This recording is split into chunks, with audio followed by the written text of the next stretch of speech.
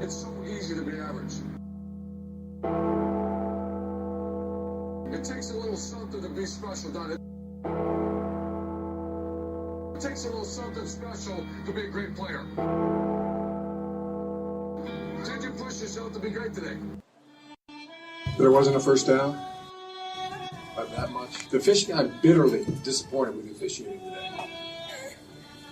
That spot, the graphic displays the unfair penalties. The one not called on us on that day clearly was being pushed before the ball got there. And the previous penalty they called on Delano Hill, the ball is uncatchable and by the receiver. See, I'm bitterly disappointed. At least throw a hat, or you skip, or you sideline, that's a penalty.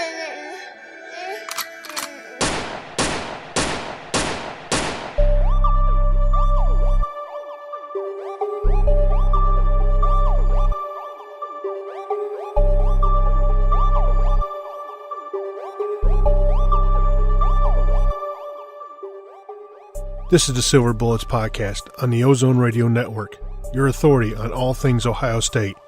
Here are your hosts, Shannon, Sommers, and Chip Minnich. Not Chip, if you have an iota of human feeling.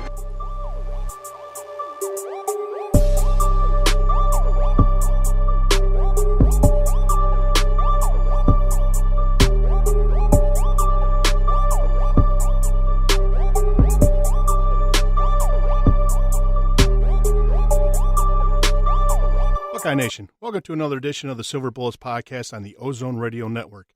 I'm your host, Shannon Sommers, director of the Ozone Radio Network, producer of Across the Field with Tony Gerdeman. We're going to be talking about Ohio State football, so that means I have Chip Minnich with me. Chip is a contributor at Hayes and Cannon on theozone.net and Athlon Sports. Chip, how are we doing? Doing well, Shannon. Great to talk to you. We have a special guest today who he was a little bit busy this past week. We have Kyle Morgan at No Huddle Scouts on Twitter, the contributor at theozone.net. Kyle, how are we doing today? Doing well. I appreciate you guys having me on. Oh, of course. I can finally say long-time listener, first-time caller. So thanks for having me. Wow, that's weird. Okay, we'll hang up now. Wait, I'm confused. No. All right, yeah, as I was saying, you were at the Senior Bowl, and I read your article, and it seems pretty intensive of what all goes on for the seniors there. Yeah, it was really, really eye-opening just to be a fly on the wall during that week. And I really feel bad for these guys because they've gone through a whole season of, 13, 14 games each. And, all their preparation started last winter, and here they are still playing into almost February, and then to go through a situation like this where they're having 18, 20-hour days really under the microscope by the NFL, it was definitely eye-opening. A lot of them are going to be going to the combine too, so they're going to be getting grilled even more. So is it just, do you think that the NFL is overthinking things, or is it that it's really that what's the word I'm looking for here, cutthroat, as far as razors thin to figure out who's the right guy and who's not? Oh, I think it's absolutely necessary. You got to really turn over every rock you can. And many of these scouts, as they make their rounds throughout the fall, they don't really get an opportunity to talk to these players. A lot of it's, player personnel people, strength and conditioning coaches, nutritionists, academic advisors. So this is really their first time to sit down with the player and really see what they're about. Do they really love football? What their background is? And, they've been collecting background information this whole time, and now it's really a chance to dig a little bit deeper and see if they can explain away some things or if they can maybe help themselves too. I'll let Chip go ahead and take over, and he's got a bunch of questions for you. Yeah, before I get into the questions, Kyle, just to kind of clarify the importance of the Senior Bowl in comparison to, for example, like the scouting combine or even some of the private workouts that NFL teams will put prospects through. The big importance of the Senior Bowl I'm not trying to minimize the game, but it's primarily the week of practice, right? The scouts, the personnel people get to put these guys through practice and see how they respond to NFL style coaching, correct? Correct. And full disclosure, I haven't even watched the game yet. To me, it's just what you said. It's a week of practice and seeing how these guys can respond to coaching, probably different styles of coaching for the most part. And then, to see who's a competitor and who isn't. And, the game is fun. It's fun for the fans, but the practice is where these guys are going to make their money, so to speak. And this is where, just before I get into my question, this is kind of where, if you're a senior, I'm not trying to condemn any Ohio State senior who had maybe an invitation and turned it down. But if you were a senior, this is probably, if you get the opportunity to participate in the Senior Bowl, this is something that they should take advantage of, right? Absolutely. It's the marquee all-star game on the circuit. There's 4 or 5 major ones, but this one is the big one. You have every single NFL, CFL team in attendance. A lot of them, their entire staffs were there. And, hey, if you get an invite and you turn it down, that's a business decision, and I totally understand that.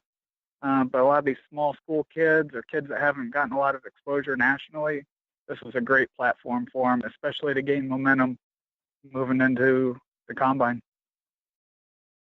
So Ohio State had 2 representatives. They had Tquan Lewis and Jayln Holmes both in attendance. So the question, some of the questions I had was, Tquan Lewis, I think you would agree with me, he kind of falls into that category of a tweener, just in terms of, he's below 6'4". He's about 265 pounds. So, he's not necessarily, I'm not saying that he's small for a defensive end, but he's not, kind of the prototype, in terms of what they're looking for, size and girth wise. And, he's not necessarily, I guess you would say, the stereotypical interior defensive lineman. So my question was, did he play both positions? Did he focus on primarily one during the week of practices that you saw? Yeah, so a lot of these players, they get basically put in positions of where they're uncomfortable. And so for Tquan Lewis, for example, he did get some reps inside. It's not a strong suit, but he held up quite well. And for the Denver Broncos to get a good look at him and basically what their scheme is. So both teams out there that are coaching, you got the Broncos and the Texans, they're not running through these guys. They're not running these guys through a generic offense or defense. It's functional stuff to their system. So it was huge for Tquan to show up in a 3-4 scheme and really move around. And with the Broncos, that's a great fit for him because it's not a traditional 3-4, which would be like a 2-gap scheme, if that makes sense. So It plays into his strong suit where he can just focus on one gap. He can use his quickness, his power, that sort of thing, and just get after the quarterback. And so he did very well both inside and outside. So let's move on to Jayln Holmes, because he was never really, like the starter per se, even though Urban Meyer, he classified him as a starter on the defense, as a defensive end. And, he does fit kind of that, that 6'4" rangy defensive end, very athletic. Did he get any reps at outside linebacker when you were talking about the idea of putting any player into positions of being uncomfortable, like the idea of, he can put his hand on the ground as a traditional 4-3 defensive end, but maybe as a 3-4 outside linebacker? So not in this setting. He didn't run any with the linebackers. So a lot of times the linebackers were off with the quarterbacks and running backs and that. They wanted to see how those linebackers moved in coverage versus like a run fit situation.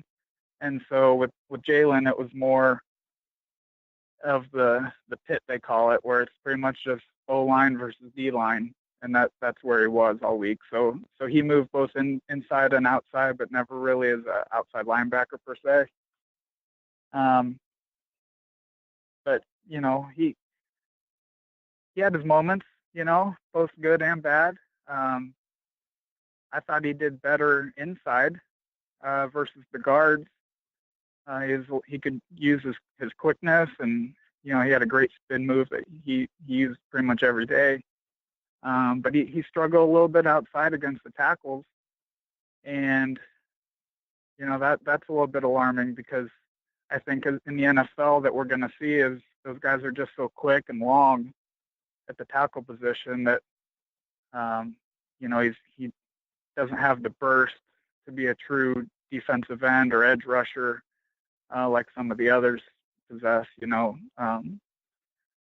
But it's funny that Broncos coach is he'll make a sailor skin crawl with his language. He's a very colorful individual out there on the coaching field. So I heard Jaylon's name called out in a negative way a couple times, but it was, it's just one of those times where they put you in a situation, they want to see if you're going to respond, be a competitor, or if it's going to affect you the rest of the day.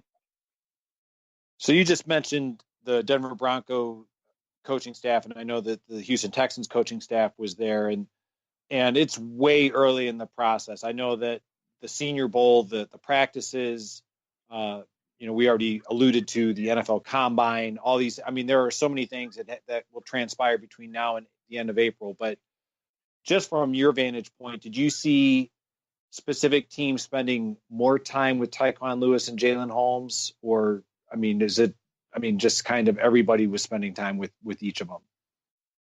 As I alluded to in my article, it's a meat market, and every player was being pulled from every direction.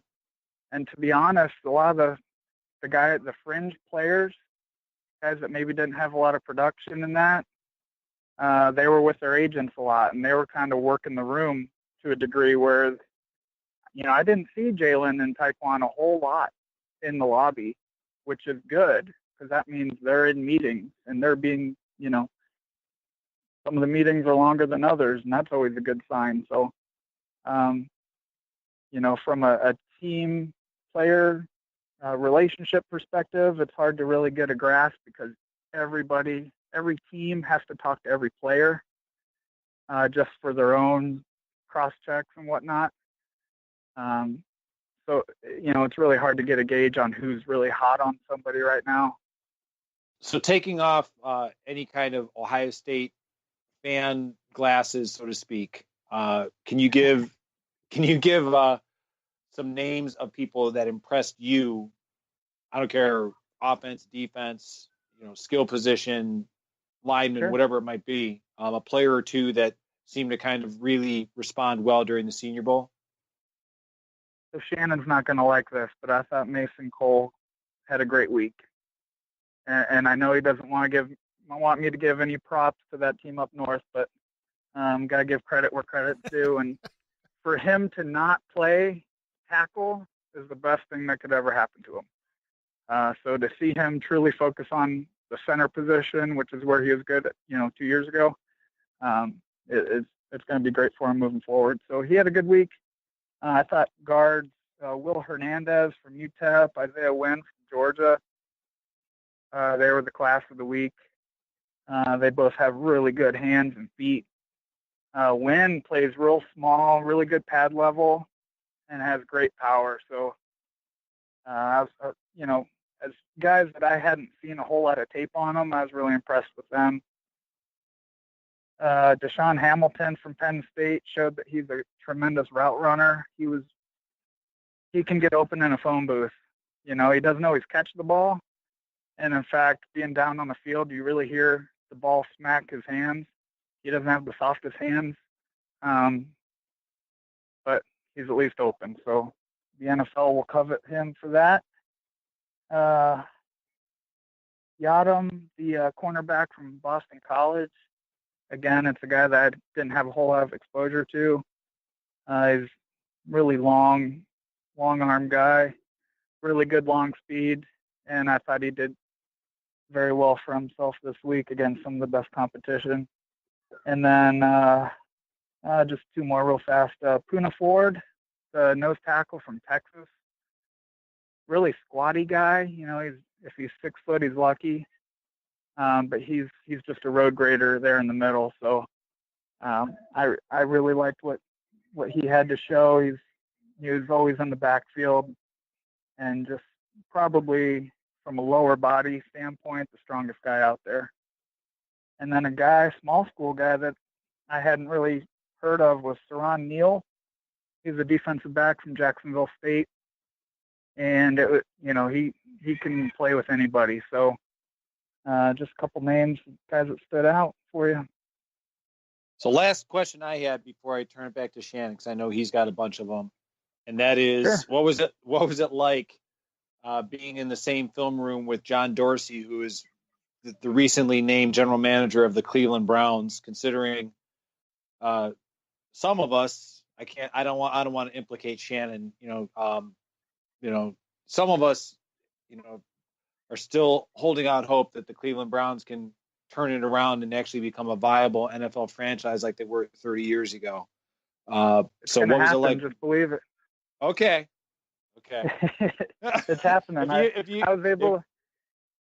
If you say so, I trust you, but I'm just curious what it was like watching, because John Dorsey right now, he's unscored upon, like he has no errors or mistakes or faults. Right now he can do no wrong. So what was it like watching or being in the same room as he was watching film and getting an idea as to what he looks for and what he likes? Now, before you answer that, Kyle. Okay, go ahead. I was going to say, before you say the man can't have any faults or do anything wrong, let's just slow that roll here.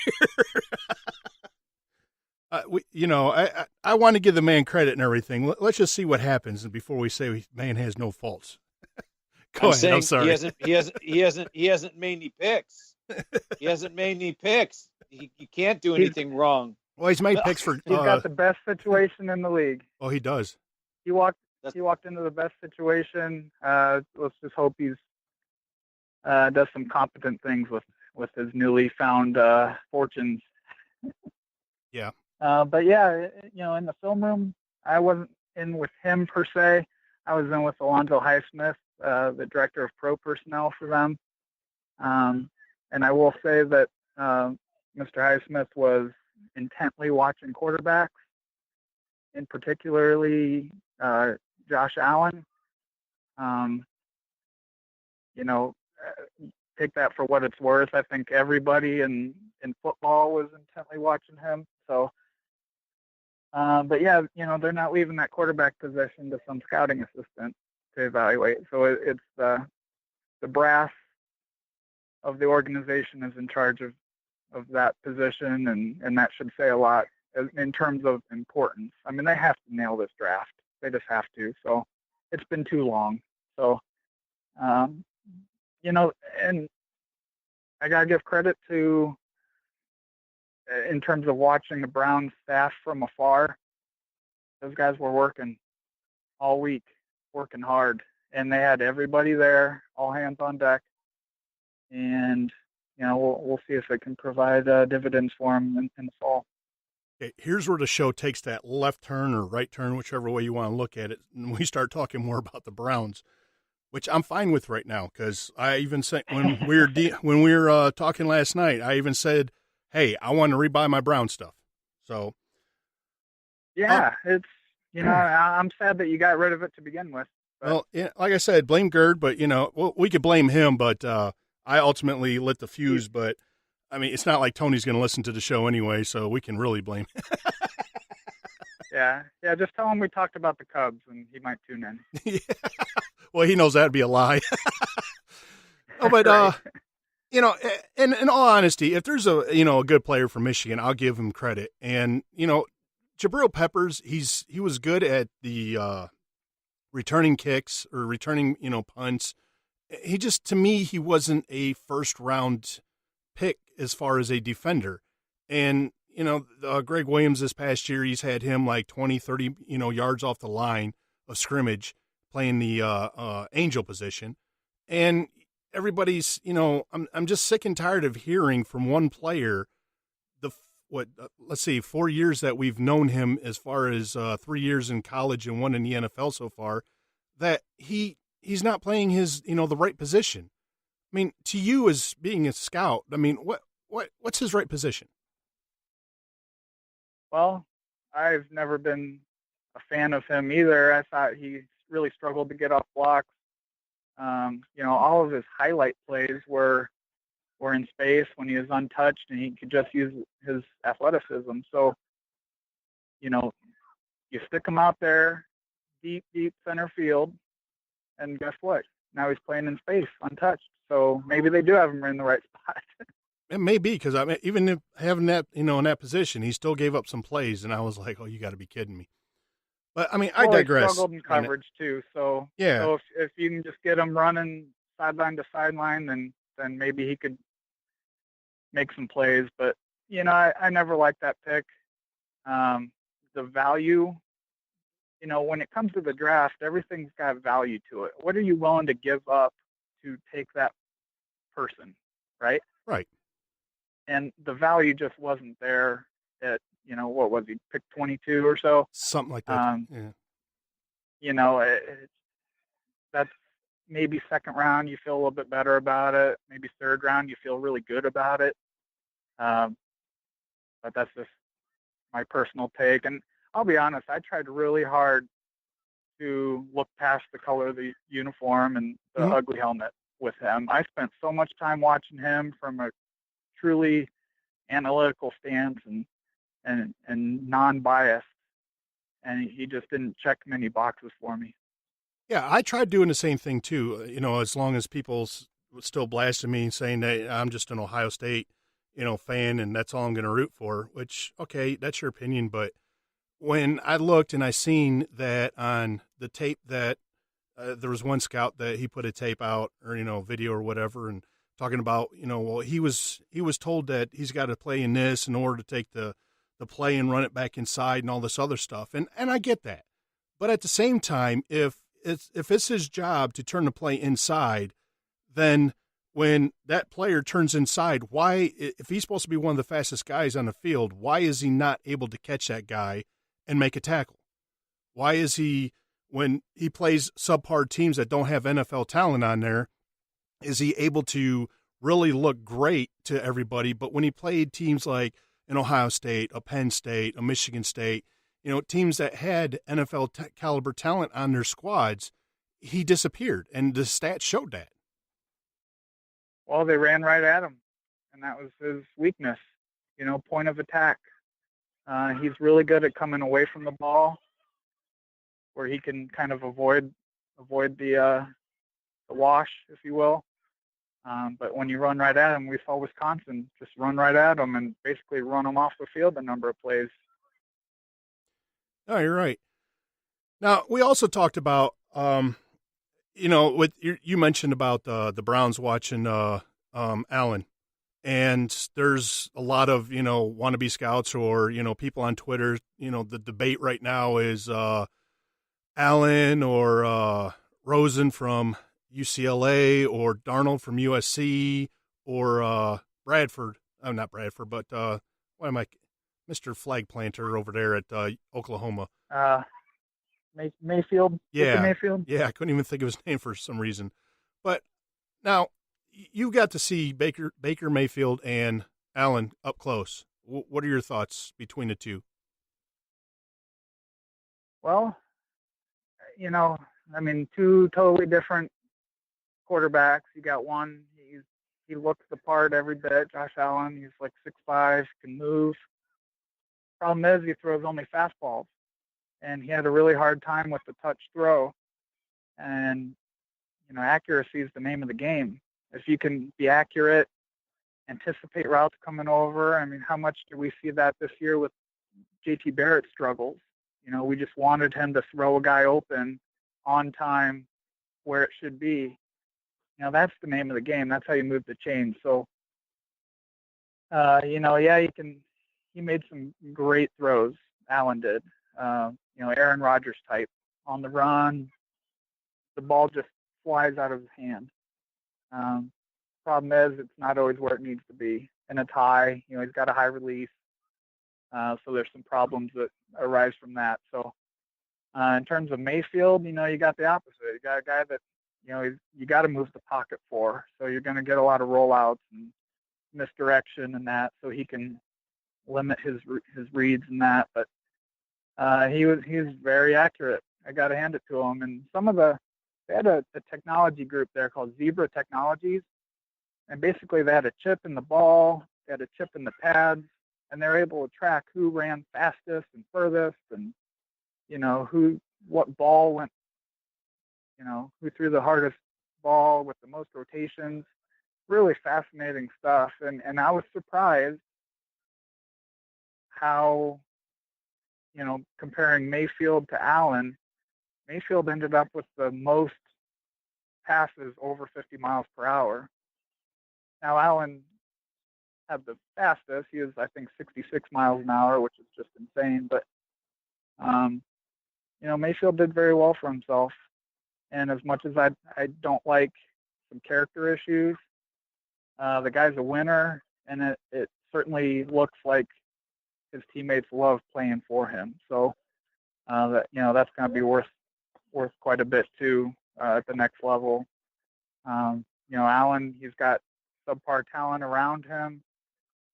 From a recruiting standpoint, I think they're 8th or 9th in their own conference recruiting.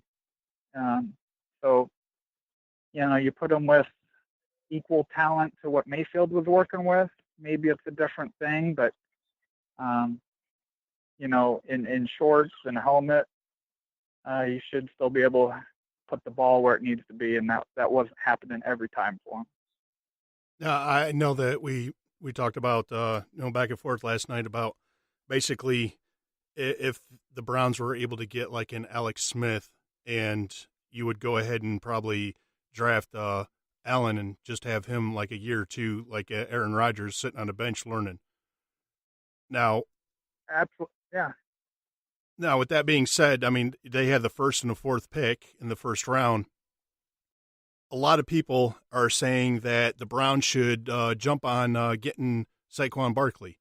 I'm not in the group of getting Barkley in the first round. I don't think he's a first-round pick. What are your thoughts on that? Well, he'll certainly be drafted in the first round. I think he's first-round talent.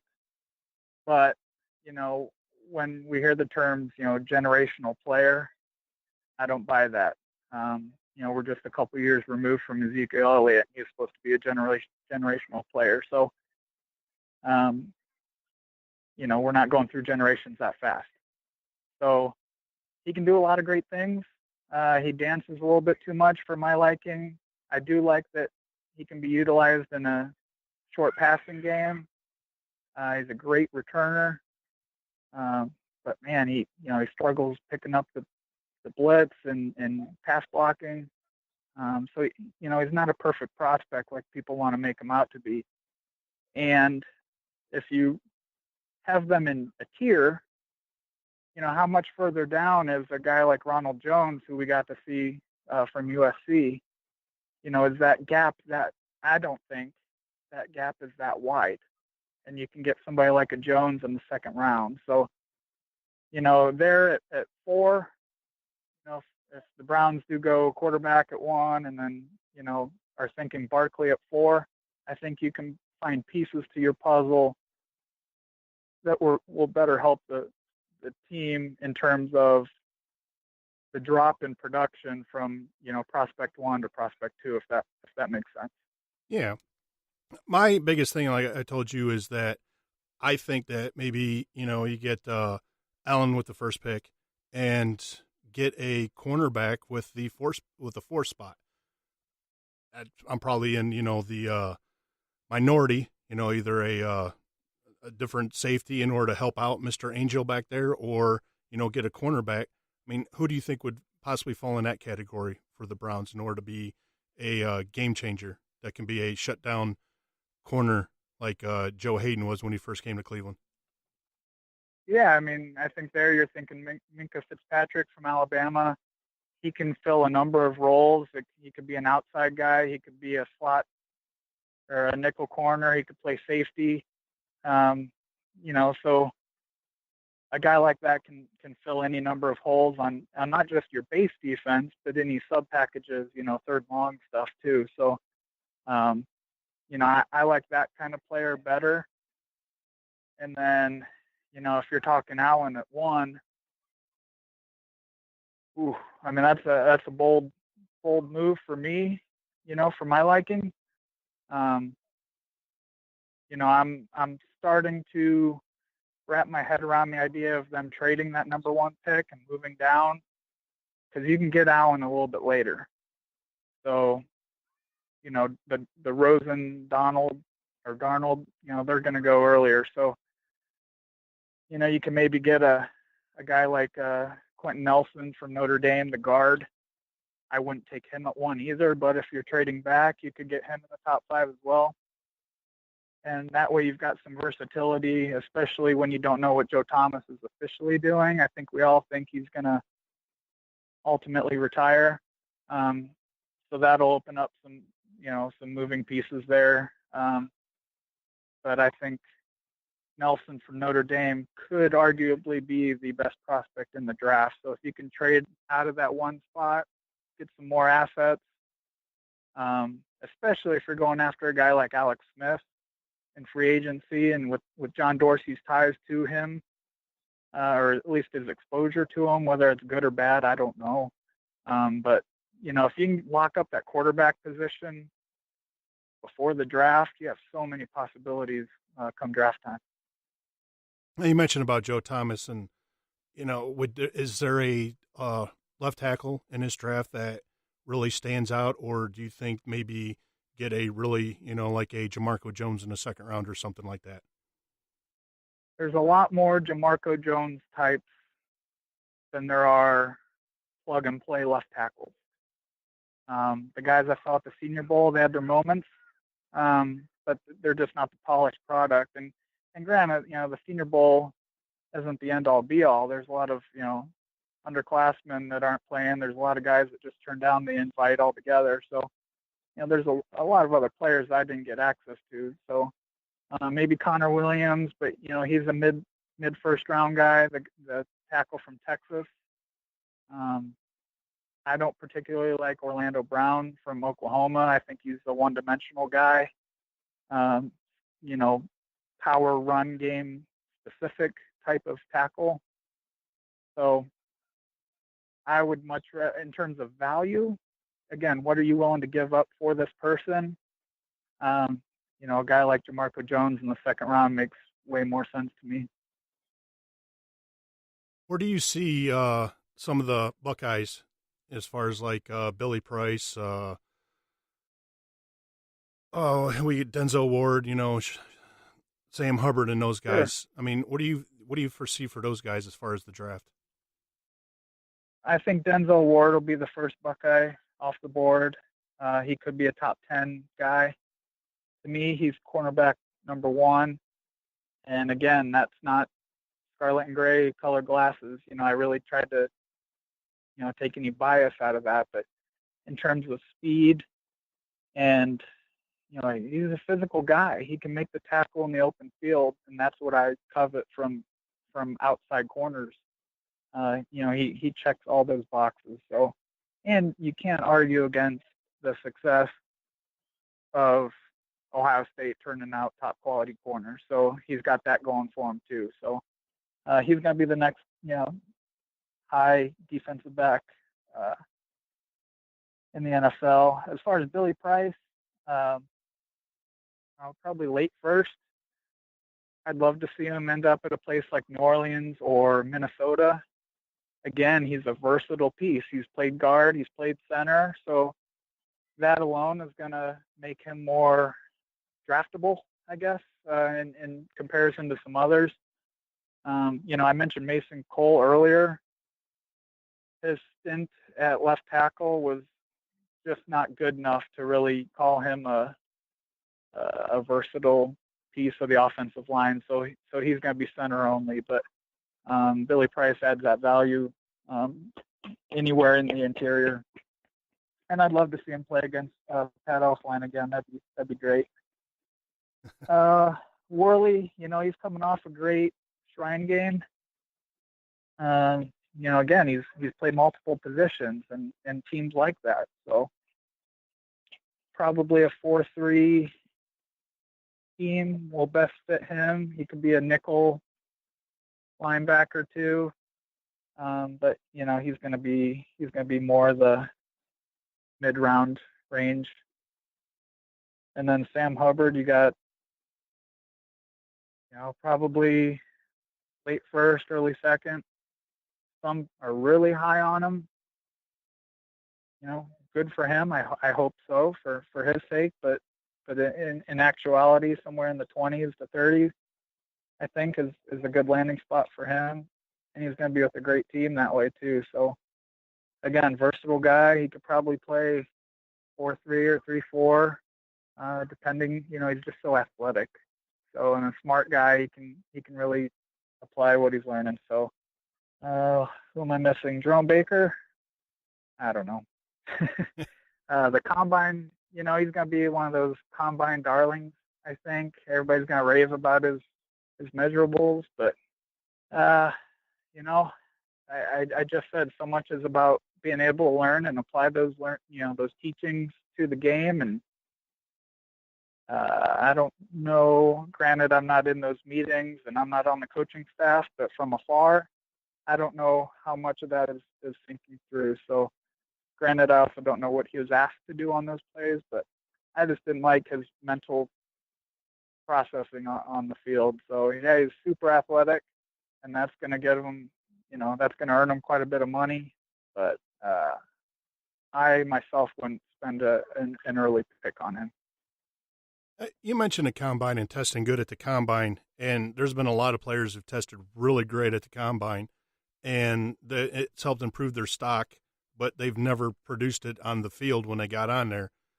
Are they overlooking? I mean, are they just putting too much into it and not taking into account like the other stuff? They have the Wonderlic, but I mean, as far as there's a difference between playing in the game and heart and all that other kind of stuff. Right. And I think as we get into the combine, we're so far removed from game film, the stuff that actually matters. So that gets forgotten. It all just becomes pluses and minuses on a sheet of paper. And now we get to see the guy running, compression shorts and whatnot. And, we're supposed to be really excited about that. So, for me, the combine should just be a verification, like if I got a note on a guy that, I don't know about his athleticism, or maybe I question his top end speed, that sort of thing, then I might pay attention to the 40. But, it's about play strength and play speed. How can the guy do when he actually has to shed a block, and then you get some other stuff that feed into that, competitiveness and that sort of thing. And you just don't see that on that stage, but it's just a product of being too far removed from the season. Yeah, I think that was one of the biggest things for Ohio State, or for the Browns, as far as like trying to use the analytics. I mean, they sat there and shed all this veteran presence on their team, and you need that veteran presence in order to help the youngsters out in the locker room. And you have people like Peppers, who supposedly test off the charts for analytics, and I still can't understand that. And, especially when you hardly have any stats. I mean, I think it was Tony that told me, well, if you don't have any stats, then you're going to be really high in analytics. So it's kind of mind-boggling how some of the things go.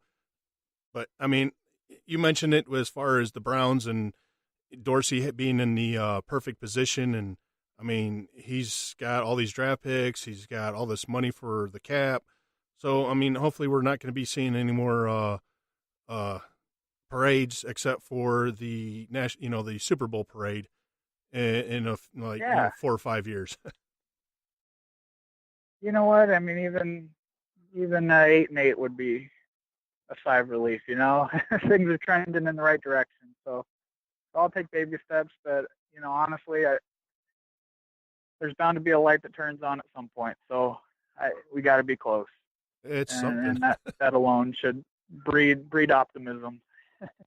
Yeah, I mean, somebody's got to get it right sometime. I mean, after all these years, it's mind-numbing of how many regimes cannot figure it out. And, I mean, just by the sheer probability of numbers, somebody has to be lucky once. Absolutely. And, you got a coach that's, what is he, 1-31? That's alarming because, I don't know about your job, but if I do something correct one time out of 30, I get severely reprimanded or fired. So I don't think that we'll see a Hugh Jackson full season. And then Dorsey will get his own guys in there. And then I think that's when things really start rolling. So be patient next year. It's not going to be perfect. There's going to be more frustrations, but once everybody gets their guys in place and that comfort factor really starts to settle in, then that's when that progress is made. And we're seeing that, this weekend in the Super Bowl. The Patriots, they're so good at just hiring from within and just kind of keeping that train going. So, the fewer times you can turn over an entire staff, the better. Yeah, I see that with the Steelers too. So, I mean, it is what it is, as far as having to deal with it as a Browns fan, but one time, that's all I'm asking for. Chip, you have anything else? Yeah. No, I was just gonna compliment Kyle about what he said with the combine, that it should be when the combine takes place and you start hearing about, doesn't matter if it's an Ohio State player or otherwise, like so-and-so really, they had a, blazing speed in the 40 and they bench pressed 225 times, like pounds so many times. And if anything, the combine is supposed to be, as Kyle said, it should be a verification or a confirmation of what you see on game film. It should not take the place of game film. So that being said, as a football fan, and Shannon, I've made no secret of it, like my times of watching the Cleveland Browns are predominantly in the preseason and in December, when Ohio State, is not actively playing. It's like I'm usually out cutting the grass or raking leaves. So, being productive. But they were undefeated in the preseason. There you go. Like what I was saying is, earlier, I think the front office, I think they've got the right people in charge in terms of, John Dorsey, Elliott Wolf, Alonzo Highsmith. I think that they have all worked, either together and or in different front offices. They have a pretty good idea as to what they're looking for prospect wise, regardless of whether we're talking quarterback or other positions. So now it's up to them to capitalize on all the draft choices that they have. It doesn't matter to me if they decide, something, we're going to deal out of the number one pick. I just think, there's really, as Kyle said, they have to nail the draft. They have not only the draft capital to do it, they have, the money and, to spend in free agency, the cap room. So there's really no reason why the Browns can't make themselves markedly improved going into the 2018 season. So my big compliments to Kyle for being at the Senior Bowl and giving us some tremendous insight as to how Jayln Holmes and Tquan Lewis both did down in Alabama. Yeah, I'm sure they slept well since the event. Like I said, they, many long nights, a lot of stressful situations. And I think they represent themselves very well, and the university very well for that matter. So it was one of the better weeks of my life. It's like Disneyland for a football lover. The who's who of football walking around every day. And I was just fortunate to be there and kind of be a fly on the wall for the week. It's all about the networking, right? It is. It had that vibe of like a junior high dance to it, where all the guys are standing around the outside, and all the girls are on the inside, having a good time. There's a lot of people that know each other there. So being an outsider, and it is all about networking, but man, you just really had to pick your spots. You get a lot of strange sideways looks at times, but it's like, all right, well, you're not having it. On to the next, try and shake another hand and make another connection and find somebody that has, either a tie to Ohio or Ohio State or Cleveland or, whatever it is, just any way to crack that, group of folks. So, well, I will say, for the work that you've been doing at the Ozone and everything, you've been doing a great job, and just, keep doing what you're doing, and you got nothing but great things in front of you. Well, I appreciate it. I really enjoy it, and really passionate about it. Just fortunate in the opportunities that the Ozone's provided for me. So thank you, and thanks for having me on tonight. I appreciate it. Oh, definitely, and hopefully we can have you back on this summer. We can, give some previews into Ohio State and some other stuff, and maybe we have an announcement of returning back to the Ozone for next season. Right? Yeah. Like I said, anytime I'd love to come on. All right. We definitely want to say thanks. And Chip, did you have anything before we go here? No, just thanks to Kyle for, like I said, for his tremendous insight, and looking forward to seeing how not just Jayln, Holmes, and Tquan Lewis, but all the Ohio State players who are eligible for the draft, how the next couple of months, how they progress. Definitely. And we want to thank Kyle. You can follow him on Twitter at NoHuddleScouts. I do have that right, correct? That's correct. All right. You can find his work on the ozone.net. And I know I definitely want to talk to him, during the summer about the unicorn formation and some other stuff. So get ready. Oh, yes. And, we want to thank everybody for listening to the Silver Bullets podcast on the Ozone Radio Network. Chip, where can people find you? I can be found on Twitter at Chip Minnich, as Shannon said, as a contributor to Hazen Cannon, as well as on Athlon Sports. You can find me on Twitter at Shannon CFB. You could follow us on Facebook with the Silver Bullets podcast, or on Twitter, SILVR Bullets Pod. You could also the Ozone Radio Network on Facebook as Ozone Radio Network, and on Twitter, you can also, don't forget to check out our other shows with Acosta Field with Tony Gerdeman and Tom Orr. Sons of Schmidt, they're running every other week right now during the off season with Mike Meals, Michael Citro, and Brandon Zimmerman. We have Buckeye Sloopcast with Jared and Kyle, and then we have me with Eric with men's basketball, and then you have Chris and Charles with the women's basketball here on the Silver Bullets. So we want to thank you again, and go Bucks. Go Bucks. Yep.